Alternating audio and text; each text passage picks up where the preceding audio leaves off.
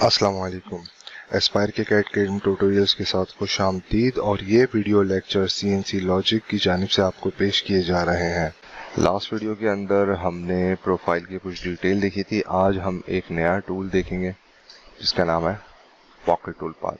तो pocket tool path के लिए सबसे पहले मैं इस डिज़ाइन के अंदर थोड़ी सी चेंजिंग करूँगा। सबसे पहले मैं इस जो हमने टेक्स्ट लास्ट टाइम लिखा था इसको मैं डिलीट कर देता हूँ और हम यहाँ पर एक रेक्टेंगल बना लेते हैं। ठीक है, जिसका आउटर एक्स में जो है वो 8 इंचज़ 3.5 इंचज़ है और एक्सटर्नल रेडियस हम 0.5 इंचज़ ले लेते हैं और इसकी पोजिशनल वैल्यू 0,0 करके हम क्रिएट कर देते हैं। ठीक है, तो ये बेसिकली हम एक पॉकेट कंसीडर करेंगे और इस पूरी क्लोज बाउंड्री के अंदर हम टूल पाथ जनरेट करना सीखेंगे। ठीक है, तो सबसे पहले हमने करना ये है कि हमने टूल पाथ पे जाना है और हमने पॉकेट टूल पाथ का ऑप्शन को सेलेक्ट करना है। ठीक है, कटिंग डेप्थ के अंदर स्टार्ट डेप्थ और एंड डेप्थ आ रही है। ठीक है, इसको जो है वो लेट्स सपोज मैं 0.2 इंचेस या 0.15 इंचेस सेलेक्ट कर लेता हूँ।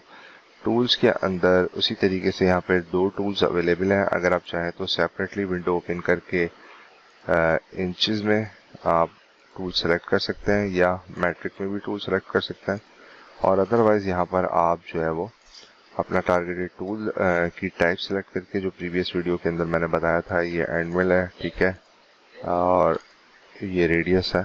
ठीक है, बी बिट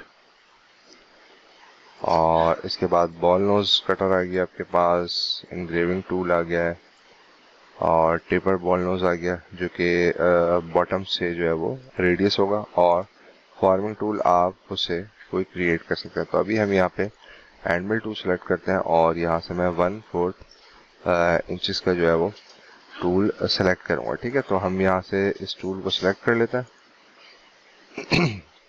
यहाँ से ये टूल ऑलरेडी ऐड था, मैंने उसको सिलेक्ट कर लिया। अदरवाइज आप यहाँ पे जो आपके टूल्स आ रहे हैं इनको आप सेलेक्ट करने के बाद रिमूव भी कर सकते हैं। ठीक है, तो मैंने ये टूल सेलेक्ट कर लिया।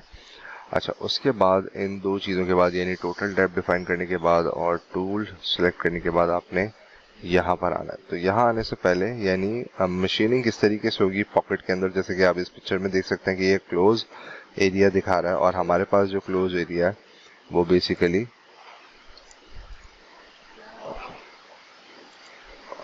क्लोज एरिया ये बाउंड्री है। ठीक है ना, यानी इसके अंदर हमने मशीनिंग करनी है। तो हमने इसको सिलेक्ट कर लेना है। अब यहाँ पर ऑफसेट और रास्टर दो टाइप से इस पूरे पॉकेट की या क्लोज एरिया की इनसाइड एरिया की जो है मशीनिंग हो सकती है। तो हम पहले ऑफसेट मेथड देखेंगे। क्लाइम और कन्वेंशनल बेसिकली मशीनिंग की स्ट्रेटजीज होती हैं। तो रफिंग और फिनिशिंग के लिए आपने डिपेंड करना है, इसका आप इंटरनेट से देख सकते हैं या नेक्स्ट वीडियो में मैं इसकी डिटेल एक्सप्लेनेशन बताऊंगा कि क्लाइम और कन्वेंशनल में फ़र्क क्या है। ठीक है, तो हम यहाँ पे अभी सिंपल ऑप्शन देखते हैं।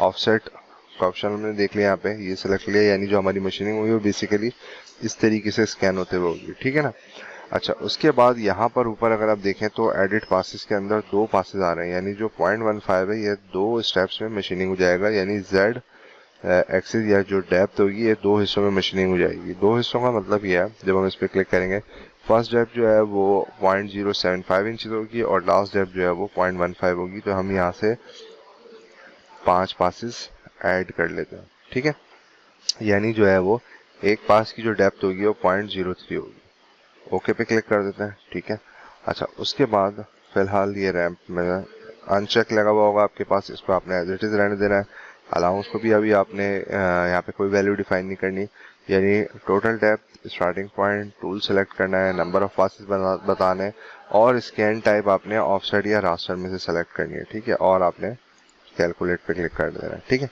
कैलकुलेट पे क्लिक करने के बाद आप देख सकते हैं माउस की लेफ्ट की प्रेस करके जब आप रोटेट करेंगे तो ये जो लाइंस आपको नजर आ रही हैं ये टूल का सेंटर शो करेंगे। ठीक है, तो हम यहाँ से टॉप पे क्लिक करते हैं और थोड़ा सा इसको रोटेट करते हैं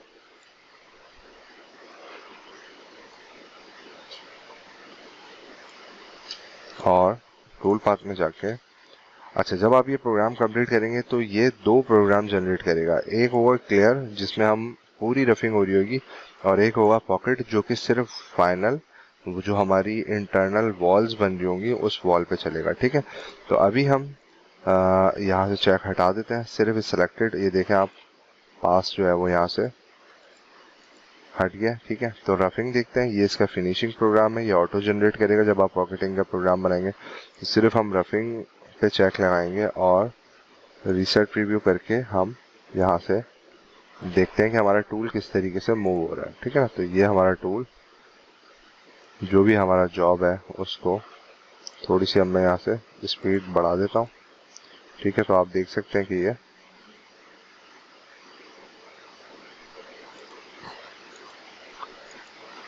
पहला स्टेप या पहला पास मशीनिंग हो गया, दूसरा भी हो गया, तीसरा, और ये हमारे पास चौथा हुआ और ये हमारे पास फाइनल कंप्लीट हो गया। ठीक है, अगर हम सिर्फ इसको इस पे चेक लगाएंगे और इसको अप्लाई करके देखते हैं तो ये फाइनली हमारी वॉल के ऊपर चलेगा। दोबारा से मैं रीसेट करता हूँ।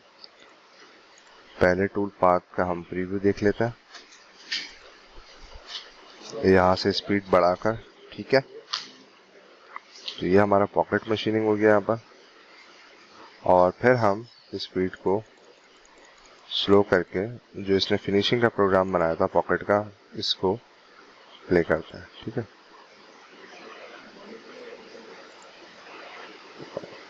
ओके, असल में मैंने ये दोनों चेक लगा दिए।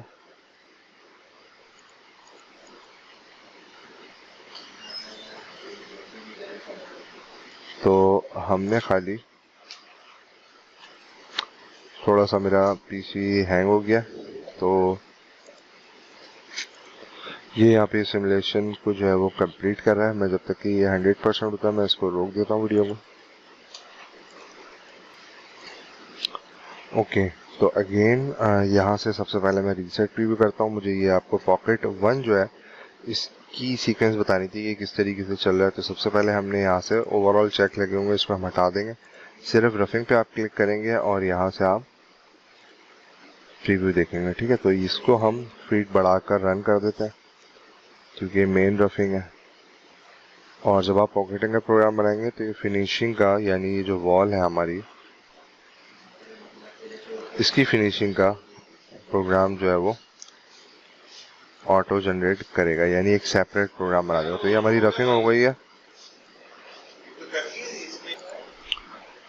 रफिंग कंप्लीट होने के बाद हमने सिर्फ जो है वो पॉकेट पे चेक लगाना है। ठीक है, और स्पीड आपने बिल्कुल स्लो कर देनी है और प्रीव्यू सिलेक्टेड टूल पाथ पर आपने क्लिक करना है।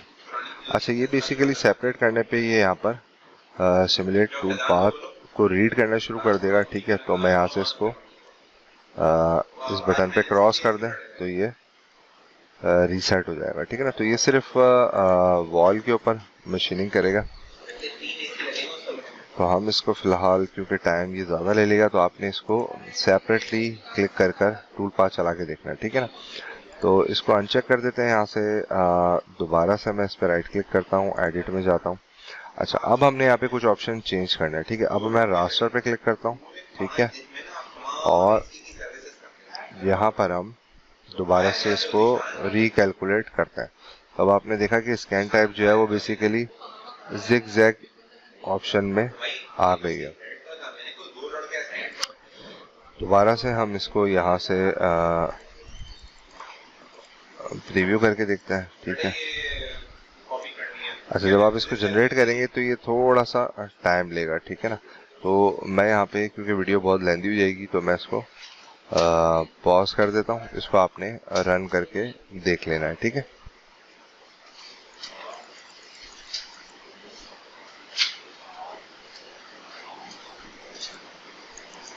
यहाँ पर मैंने स्पीड बढ़ा दी, रन हो गया। तो अब जो मशीनिंग हुई है वो बेसिकली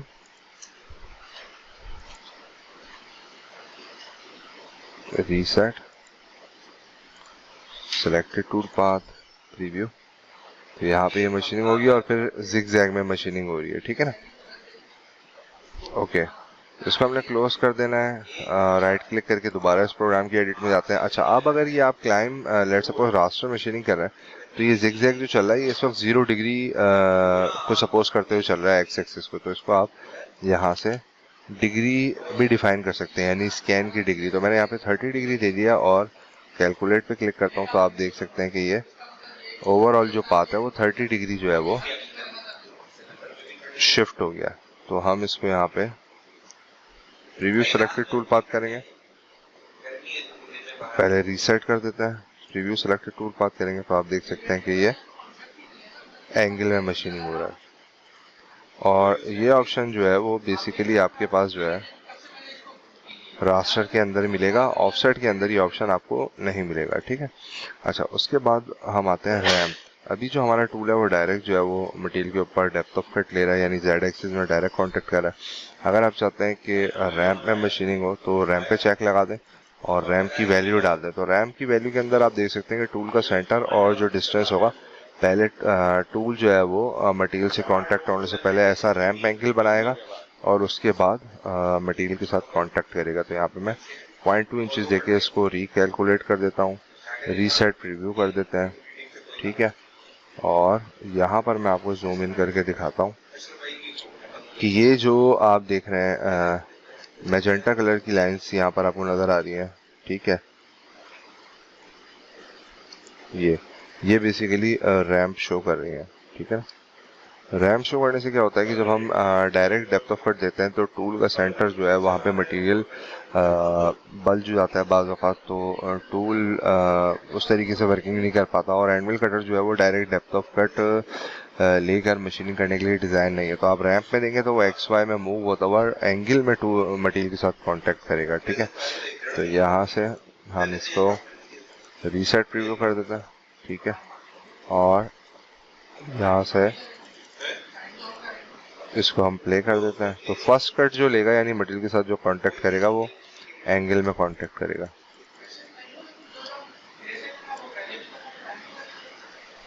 अच्छा, ये आप देख रहे हैं कि जो स्टेप्स बने हुए आ रहे हैं ये बेसिकली फाइनली क्लीन अप के अंदर कवर हो जाएंगे, ठीक है। इसको क्लोज कर देते हैं, बल्कि राइट क्लिक करके हम दोबारा एडिट पे जाते हैं। अच्छा, पॉकेट अलाउंस याद है आपको, प्रोफाइल के अंदर हमने अलाउंस दिया था। अगर आप चाह रहे हैं कि आपकी जो भी ये टारगेट ज्योमेट्री है इससे टूल जो है वो अंदर शिफ्ट होके चले, तो वो वैल्यू आप यहाँ पे डिफाइन कर सकते हैं, ठीक है। तो पॉकेट अलाउंस लेट सपोज मैं देता हूँ 0.5, बहुत ज़्यादा इसलिए दे रहा हूँ ताकि आप डिफरेंस जो है वो नोट कर सकें। कैलकुलेट कर देंगे तो आप देखेंगे प्रीवियसली हमारा जो है इस वॉल तक जा रहा था, लेकिन अब चारों साइडों से जो है वो ऑफसेट होकर टूल पाथ जो है वो अंदर की तरफ चलेगा, ठीक है। तो रीसेट कर देते हैं और यहाँ से आप again preview selected tool path करेंगे तो आपको रिजल्ट मिल जाएगा, ठीक है। तो ये सिंपल पॉकेटिंग ऑपरेशन है, इतना कोई डिफिकल्ट नहीं है इसमें चीज़ें, ठीक है। अगेन राइट क्लिक करेंगे, एडिट डेफिनेशन में जाएंगे। तो ये हमने कुछ डिटेल्स देखी, ठीक है ना। अब मैं ये चाह रहा हूँ कि मैं इन दोनों को पहले मैं चेक लगा देता हूँ, दोनों पे राइट क्लिक करता हूँ और डिलीट में जाके डिलीट ऑल विजिबल, यानी जिन पे चेक लगे हैं वो तमाम डिलीट हो जाए। मिसाल के तौर पे यहाँ पे बहुत सारे प्रोग्राम बने हुए हैं 5-6-7, तो जिन पे चेक लगे होंगे तमाम डिलीट हो जाएंगे। इनविजिबल का मतलब है कि जिस पे चेक नहीं लगा हुआ वो डिलीट हो जाए, और डिलीट जिसका मतलब है कि जो हाईलाइटेड हो रहा है वही डिलीट हो जाए, और डिलीट ऑल का मतलब है कि जितने भी प्रोग्राम यहाँ पे आ रहे हैं वो सब के सब डिलीट हो जाए, ठीक है। तो मैं डिलीट ऑल कर देता हूँ यहाँ पर और हम दोबारा अपने 2D व्यू पर आ जाते हैं, ठीक है। तो ये तो हमारा हो गया कि सिंगल अगर बाउंड्री है तो उसके लिए आपने कैसे प्रोग्राम बनाना है। दूसरा ऑप्शन जो अक्सर आप यूज़ करेंगे अपने जॉब्स को बनाने के लिए, वो आप चाहेंगे कि ये जो आपका आउटर स्केच बन रहा है और ये जो आपका इंटरनल रेक्टेंगल बन रहा है, इन दोनों के बीच में ये मशीनिंग हो जाए यानी पॉकेटिंग हो जाए। तो आपने क्या करना है, जस्ट सिलेक्शन का फ़र्क है, आपने पॉकेटिंग टूल पाथ पे जाना है, ठीक है। स्टार्ट हाइट और एंड डिफाइन करना है, टूल को सिलेक्ट करना है, ठीक है। नंबर ऑफ पासेस आपने इसको डिफाइन करना है, ओके। ऑफसेट या रास्टर आपने सेलेक्ट कर लेना है, जो भी आप टाइप चाह रहे हैं। तो यहाँ पे मैं ऑफसेट ले लेता हूँ, ठीक है। अच्छा, उसके बाद आपने क्या करना है कि आउटर स्केच को सिलेक्ट करना है और कीबोर्ड का शिफ्ट बटन दबा के आपने इंटरनल स्केच को। तो अब जो प्रोग्राम है, सॉफ्टवेयर जो है वो इस इंटरनल एरिया को, दो बाउंड्रीज के दरमियान के एरिया को पॉकेट कंसीडर करेगा, ठीक है ना। तो फिलहाल हम रैम्प हटा देते हैं यहाँ से, अलाउंस भी 0 है और हम यहाँ से कैलकुलेट कर लेते हैं। तो आपने देखा क्या, अच्छा यहाँ पर मैं इसका प्रीव्यू कर देता हूँ, रीसेट पुराना वाला। तो आपने देखा कि इन दो बाउंड्रीज के दरमियान जो है वो टूल पाथ जनरेट हो गया, ठीक है। इसको हम यहाँ से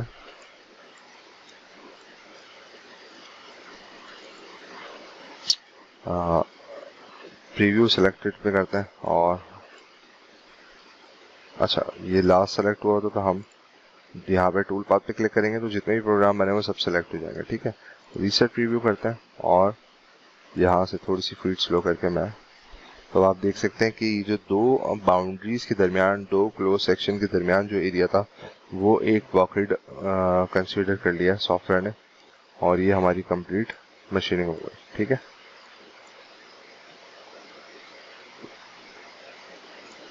तो इसको आपने ट्राई करना है। ठीक है, और नेक्स्ट वीडियो में इंशाल्लाह आपसे मुलाकात होगी। अस्सलाम वालेकुम।